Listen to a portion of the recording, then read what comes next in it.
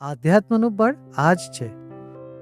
અહીં જે સુખ સુવિધાઓ છે તે મળી જશે, પણ મનની જે પ્રસન્નતા, ખુશી છે તે ખૂબ જ જરૂરી છે. તેના વગર સુખ સુવિધાઓ હોય તો પણ કોઈ ફાયદો નથી. ધ્યાન, સત્સંગ આત્માની ભૂખને શાંત કરે છે. જ્યાં સુધી આત્માની ભૂખ શાંત નથી થતી ત્યાં સુધી સમાજમાં દુરાચાર અને ભ્રષ્ટાચાર રહેશે. શા માટે આટલો ભ્રષ્ટાચાર કરે છે માણસ? શા માટે લૂંટે છે આટલું બધું?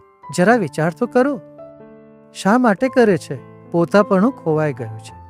આત્મીયતા સમાપ્ત થઈ ગઈ છે.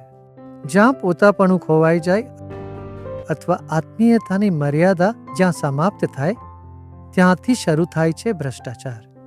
તેથી આત્મીયતા વધારવી ખૂબ જરૂરી છે. પોતાપણું વધારવું જરૂરી છે. દુનિયામાં આ કામ તમે બધા કરી રહ્યા છો. કરી રહ્યા છો ને? હા? કેટલા લોકોને આમાં સફળતા મળી છે? ખૂબ સફળતા. આ વાત અસલી વાત છે. ઘણા લોકો કહે છે આંખ બંધ કરવાથી શું થશે? અરે બંધ કરીને જુઓ તો શું નહીં થઈ શકે.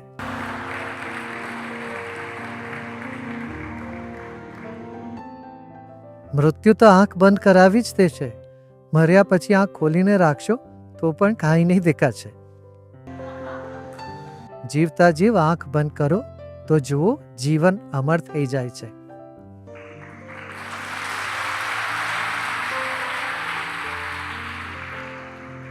માણસ આંખ બંધ કરીને ચાલે છે, આંખ ખોલીને બેઠો રહે છે.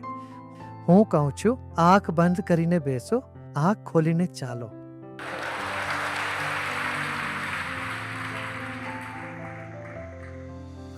આંખ બંધ કરો, ધ્યાન કરશો તો અંધ પણ જોવા લાગશે, બહેરો પણ સાંભળવા લાગશે.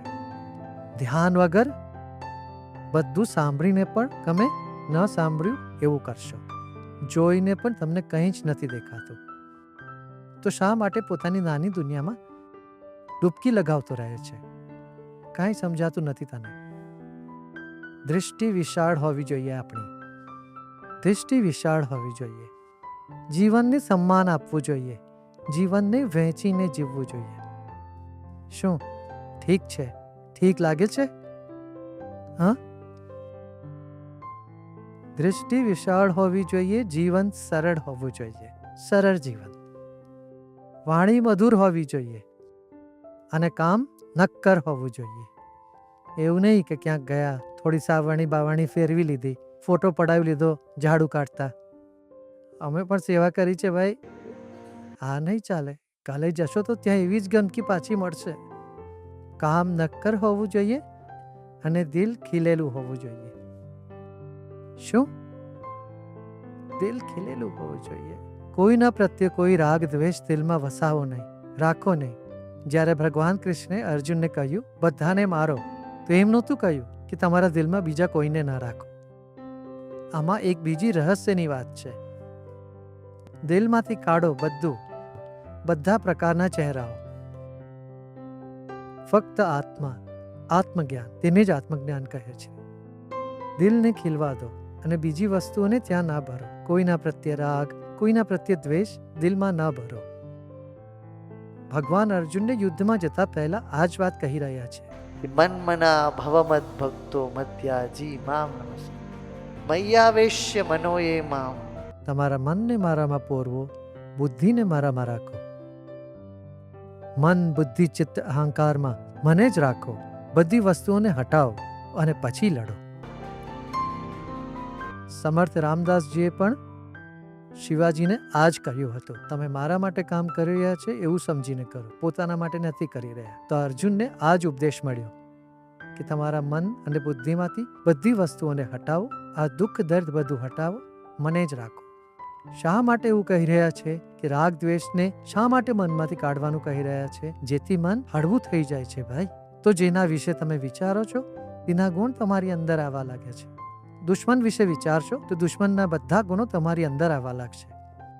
તો કોઈ બીજા વિશે વિચારશો તો તેમની સારી ખરાબ બધી વસ્તુઓ તમારી અંદર ફરવા લાગશે. તેથી તમે મનને ખાલી કેવી રીતે કરશો? આનંદિત થઈને, સમાધિસ્થ થઈને, જ્ઞાનની વાતો મનમાં રાખો, આત્માનું મનમાં સ્મરણ કરો. ત્યારે તમારું મન હળવું થવા લાગે છે. જો કોઈ પ્રસન્ન ચિત્તવાળી વ્યક્તિ હોય તો તેમનું પ્રસન્ન ચિત્ત તમારી અંદર પણ ઉદય થવા લાગશે. તો કહે છે આ કરો. મસ્ત હોવ ત્યારે જોજો કે કેવા કેવા ચમત્કારો થઈ શકે છે. ઘણા ચમત્કારો થવા લાગશે જીવનમાં. અનન્યાસ ચિંતયંતો માં એ જના પર્યુપન. બીજી કોઈ ચિંતા નથી, જે માત્ર મારું જ ચિંતન કરે છે.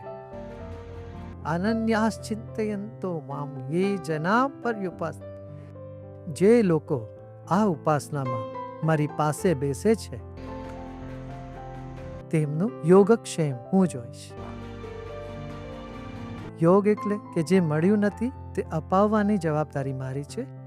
જે મળ્યું છે તેના સંરક્ષણની જવાબદારી પણ મારી છે. યોગક્ષેમમ વહામ્યહમ. ત્યારે હું યોગક્ષેમ લઉં છું. તેષાં મિથ્યાવિયુક્તાનામ યોગ. એવું નથી કે થોડી વાર કરી લીધું. ના, જે રોજ રોજ મારી સાથે જોડાયેલા છે તેમનો યોગક્ષેમ આપોઆપ થઈ જશે. હું કરીશ. આ ભગવાનની વાણી છે. ઠીક છે ને?